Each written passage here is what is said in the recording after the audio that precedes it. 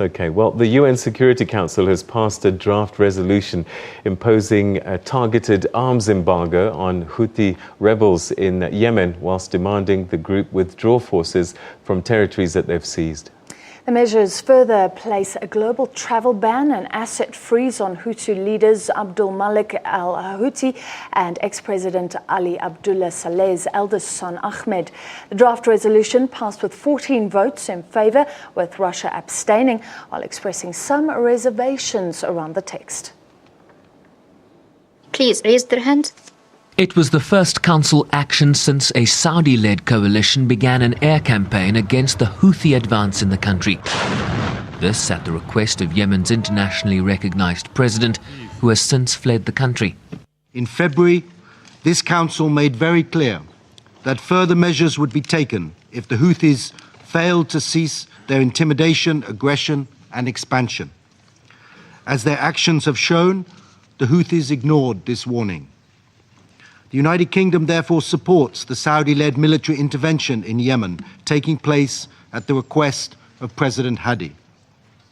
But ultimately, the solution to this crisis must be a political one, and the United Kingdom stands with the international community in its call in this resolution for an inclusive political process.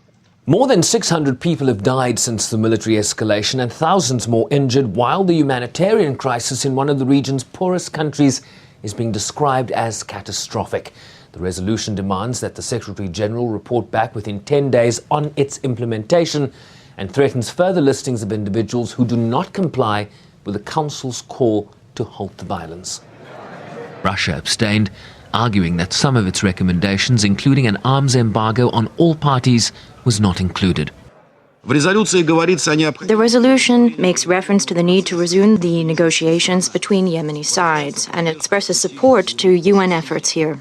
However, the co-sponsors refused to include the requirements insisted upon by Russia addressed to all sides to the conflict to swiftly halt fire and to begin peace talks. There is inappropriate reference, given the situation in Yemen, to the sanctions aspect in the resolution. We insisted that the arms embargo needs to be comprehensive. It's well known that Yemen is awash in weapons. The fighting in Yemen is seen as a proxy war between Iran and Saudi Arabia, who both seek greater influence in the region. Shervin Briceby's SABC News, New York.